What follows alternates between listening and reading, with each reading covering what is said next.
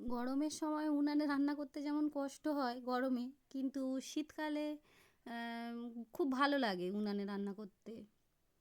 কারণ শীতের সময় বড্ড ঠান্ডা ঠান্ডা ভাবটা থাকে, তো সেই জন্যে উনানে রান্না করতেও ভালো লাগে।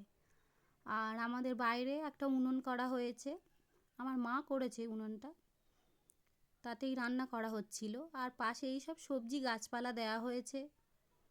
আর বাগানের পাশে বসে রান্না করতে তো খুবই ভালো লাগে, তাই রান্না বসিয়ে দেওয়া হয়েছে,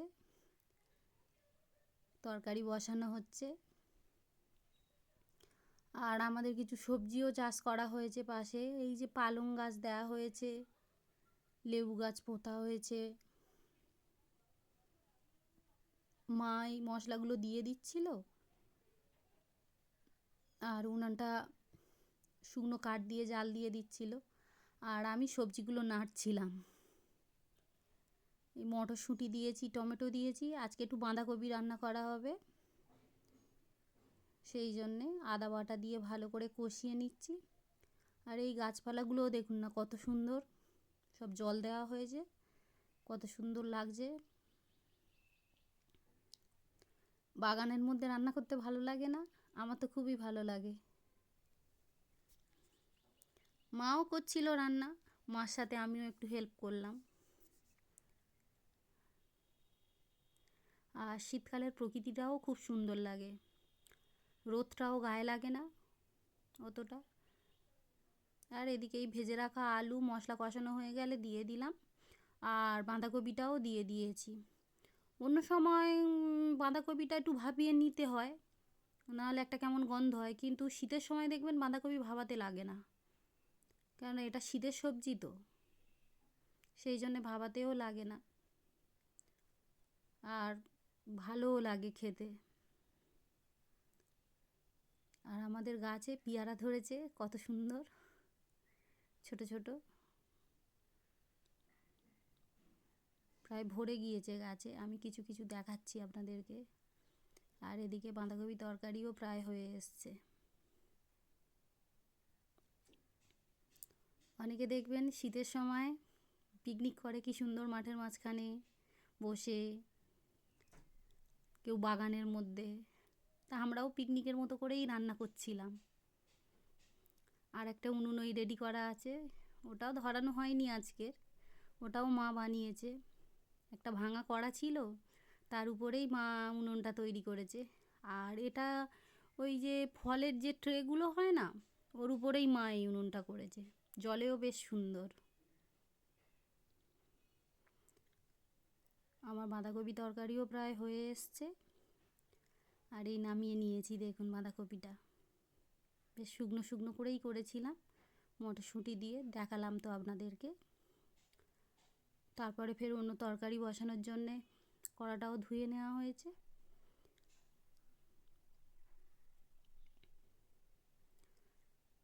আর বড়িগুলো ভালো করে ভেজে নিচ্ছিলাম, একটু লাল লাল করেই বড়িগুলো ভেজে নেওয়া হয়েছে। আর উনুনে রান্না করলে না বেশ তাড়াতাড়ি হয়ে যায় কিন্তু রান্নাগুলো, আর ভালোও লাগে। গ্যাসেতেও রান্না করতে ভালো লাগে, কিন্তু উনানে রান্না করলে বেশ কি সুন্দর তাড়াতাড়ি হয়ে যায়। আর শীতের সময় বলে কথা, সেই জন্যে আর কোনো অত অসুবিধা হয় না। গরমের সময় হলে কিন্তু কেউই উনুনে অতটা রান্না করতে চায় না, কিন্তু বাধ্য হয়ে অনেকের করতে হয়। আমাদেরও রান্না হয় গরমের সময় উনানে, কিন্তু শীতকালে বেশ মজা করে রান্না করা যায় উনানে। আর এদিকে পাঁচফোড়ন আর তেল দিয়ে কচু, আলু আর ওলকপি, এখনকার নতুন সবজি, ভেজে নেওয়া হচ্ছে, বড়ি দিয়ে রান্না হবে।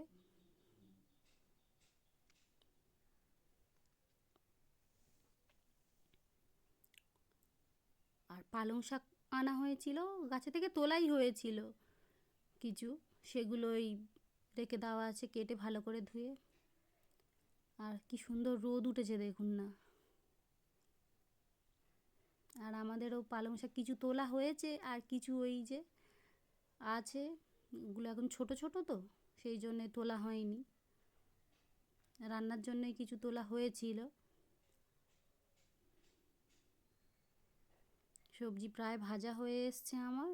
আমি হলুদ গুঁড়ো দিয়ে দিয়েছি, লবণও দিয়ে দিয়েছি, দিয়ে তারপরে এবারে পালংগুলোও দিয়ে দিয়েছি, দিয়ে ভালো করে নেড়ে চেড়ে নিয়ে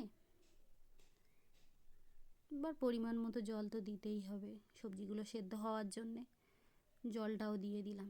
আর খুব তাড়াতাড়ি ফুটে উঠছিল তরকারি। আর আমাদের বেড়ালটা দেখুন না কী করছে, ওর ডাকছি আমার দিকে তাকিয়ে আছে, ভাবছে কী জন্যে আমার ডাকছে।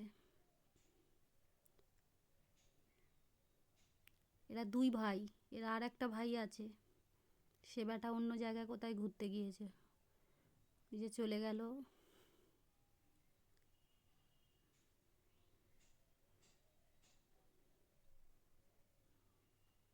আর এদিকে বাইরে রান্না করছিলাম বলেই একটু ঢাকা দিয়ে দিয়েই রাঁধছিলাম, কোথায় কি পড়ে যদি।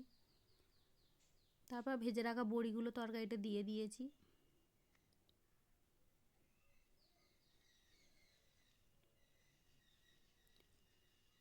তরকারি প্রায় হয়ে এসছে, প্রায় বলছি কি হয়েই এসছে। আর জিরের গুঁড়ো ছিল, সেটাই দিয়ে দিয়েছিলাম লাস্ট, একটু সুন্দর টেস্ট হওয়ার জন্য আর সেন্টটা হওয়ার জন্যে। তরকারিও আমার প্রায় কমপ্লিট, নামিয়েও নিয়েছি।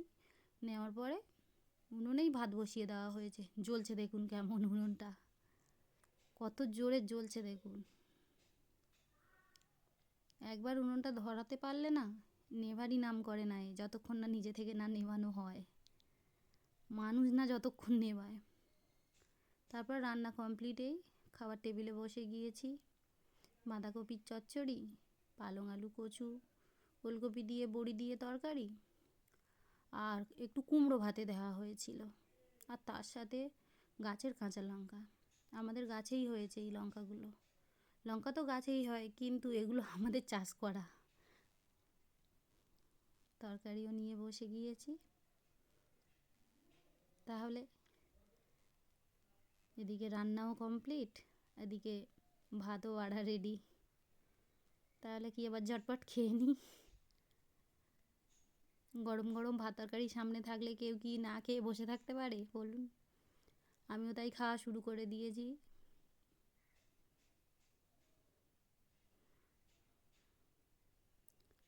আর কুমড়োটা না প্রচণ্ড মিষ্টি ছিল, খুব সুন্দর, ওই জন্য একটু ভাতে দিয়েছিলাম।